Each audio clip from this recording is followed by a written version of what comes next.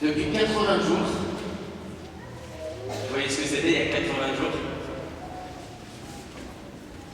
40, c'était Pâques et 40, c'était le mercredi décembre.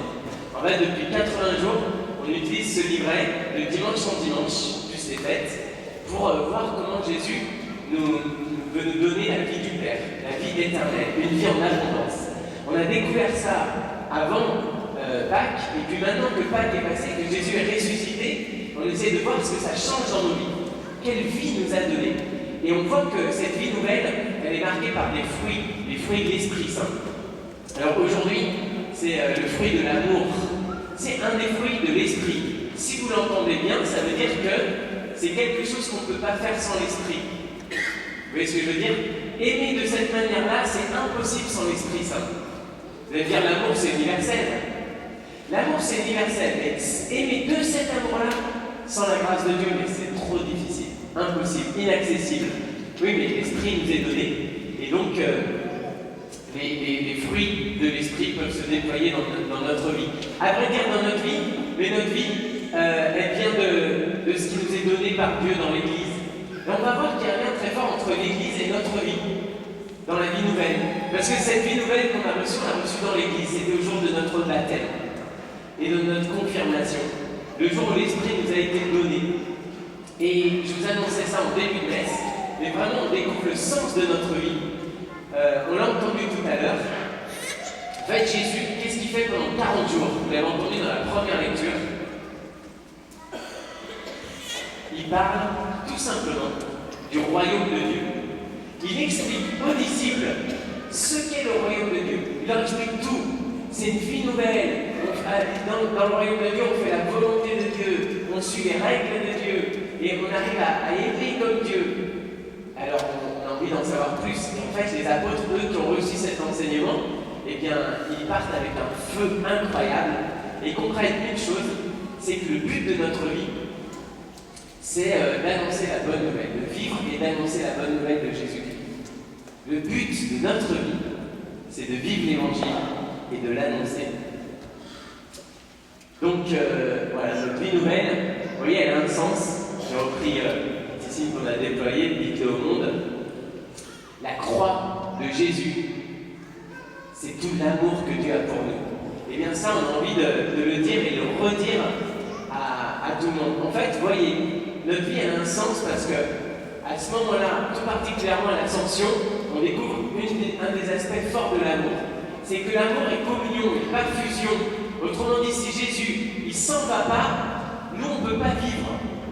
Comprenez ça ou pas? C'est un peu comme avec nos parents, par exemple. Nos parents, ils nous donnent tout ce qu'on ne peut pas avoir sans eux. La vie, l'éducation, ils nous donnent des règles pour vivre. S'ils ne nous donnent pas ça, on ne peut rien faire. Mais si nos parents, ils nous scotchent tout le temps, impossible de vivre. Il faut qu'ils nous laissent tranquilles de temps en temps, quoi. En fait, la question de l'éducation, c'est peut-être qu'est-ce que je suis capable de ne pas faire pour mon enfant pour lui laisser de la place, pour lui laisser de l'espace. Est-ce que quand il va tomber, à chaque fois, je vais le ramasser, ou alors je vais dire, il a pris un risque, il est tombé, je vais plutôt essayer de le consoler, quoi, et de l'encourager. Et Jésus, il fait ça avec nous. Au moment de l'ascension, il dit, maintenant c'est votre mission. Tout ce que j'ai fait pour vous, vous n'auriez pas pu le faire. Mais maintenant que je l'ai fait, vous pouvez vivre. Vous pouvez vivre une vie nouvelle. Vous pouvez vivre autrement. Et vous voyez, il nous a tout donné. Finalement, il nous a donné la vie. Il nous a enseigné. Il nous a aimés. Il nous a donné une identité. Il nous a permis de déployer nos dons. Et maintenant, il nous envoie. Allez, vite, sois vivant. N'aie peur de rien. Vis de mon amour. Et vous voyez, en fait, tout le sens de notre vie, c'est cette joie-là. Et cette joie qui est belle que moi, elle est partagée.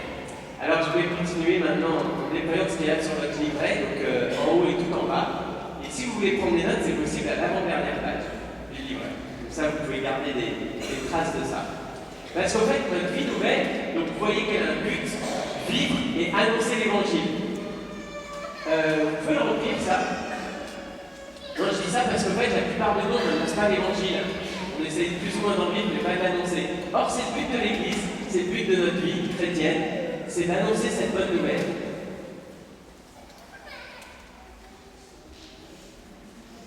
Ouais. On y reviendra, si vous voulez. Et alors, ce qu'il y a, c'est que cette vie nouvelle, avec son but, elle a 5 caractéristiques essentielles. Alors, je vais essayer de vous les montrer en 5 étapes. Pour ça, il faut bien...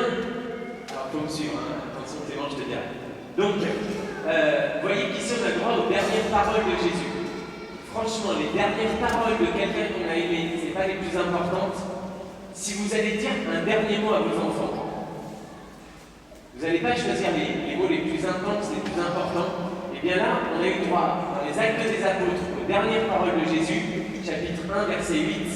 Je vous les ai remis sur le livret. Vous allez recevoir une force et vous serez mes témoins. Et après, Jésus part. Vous allez recevoir la force de l'Esprit et vous serez mes témoins. Vous voyez? Et la dernière parole de Jésus dans l'évangile de Matthieu, c'est celle-ci qui nous donne ces 5 caractéristiques. Regardez la première. Allez, ça ne se voit pas trop, mais c'est en bleu. Allez-y, je vous envoie. Votre mission, votre vie sur terre, c'est de sortir. De sortir de chez vous, de sortir de cette église, d'aller porter une bonne nouvelle au monde. Alors, qu'est-ce que vous allez faire? De toutes les nations, faites des disciples. Ici, c'est votre service. Chacun de nous, on a un don. Chacun de nous, on a de la valeur. Chacun de nous, on a une identité propre. Et pour le service de la mission, chacun de nous peut vraiment devenir un disciple. Quels sont vos talents et quels sont les talents que vous mettez au service de l'Église, de sa mission? Vous voyez? Donc, on y va, c'est l'annonce de la bonne nouvelle et on va chacun trouver sa place et servir. Et la suite, vous allez les baptiser au nom du Père, du Fils et du Saint-Esprit. Ici, on a 2 informations. 1, tous ceux qui sont baptisés, ils sont frères.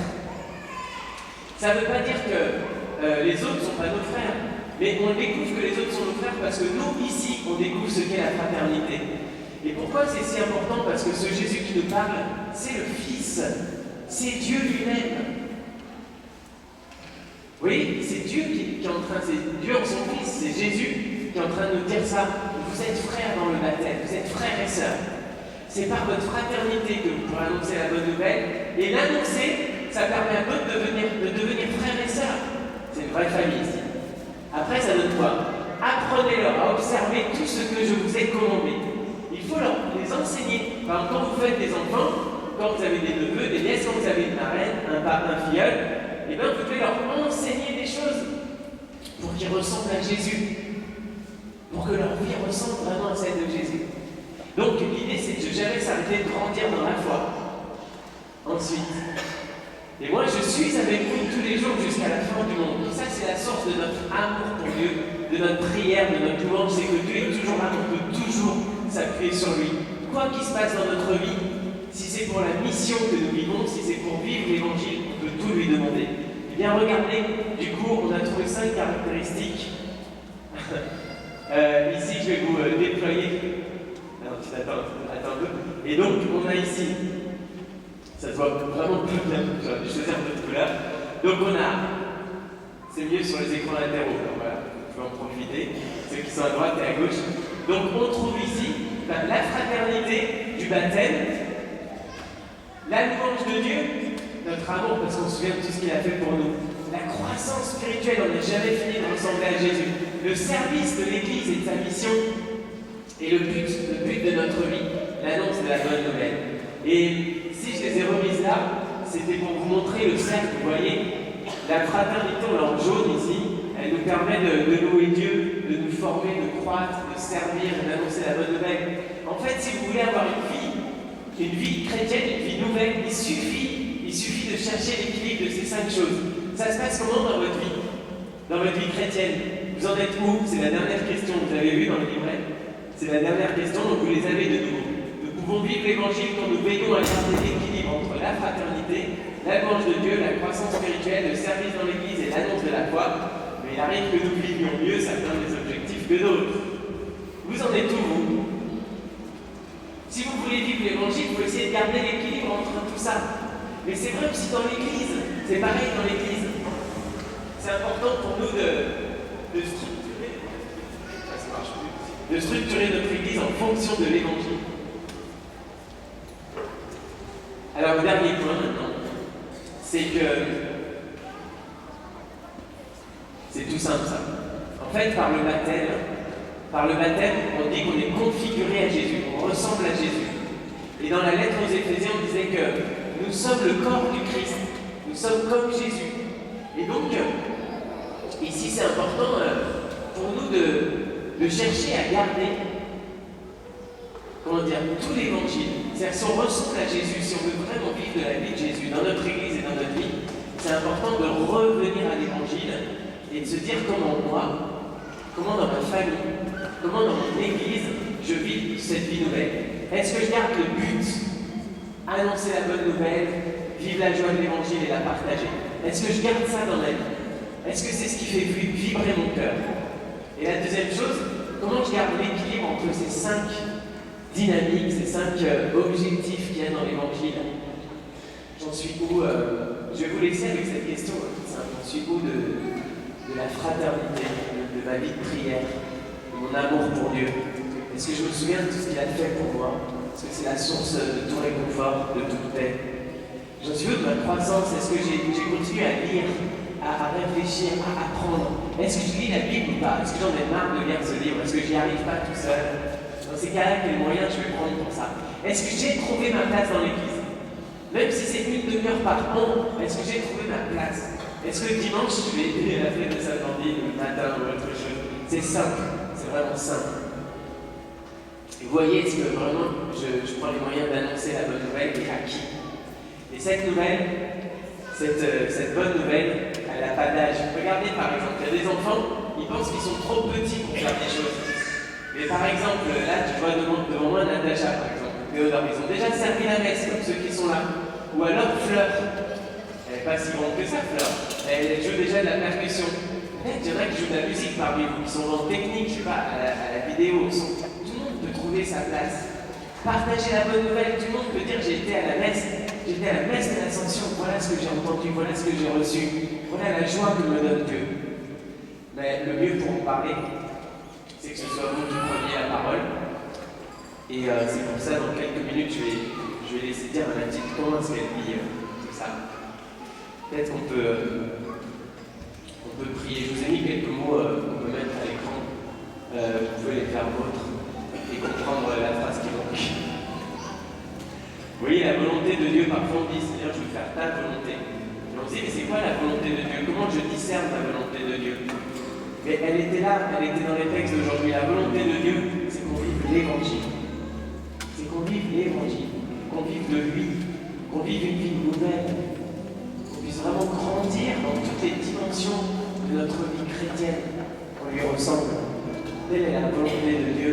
Ne cherchons pas des choses extraordinaires, cherchons simplement à mettre nos pas dans ses pas, à pouvoir contempler dans le visage des autres son visage. Oui, ils sont déterminés par Jésus.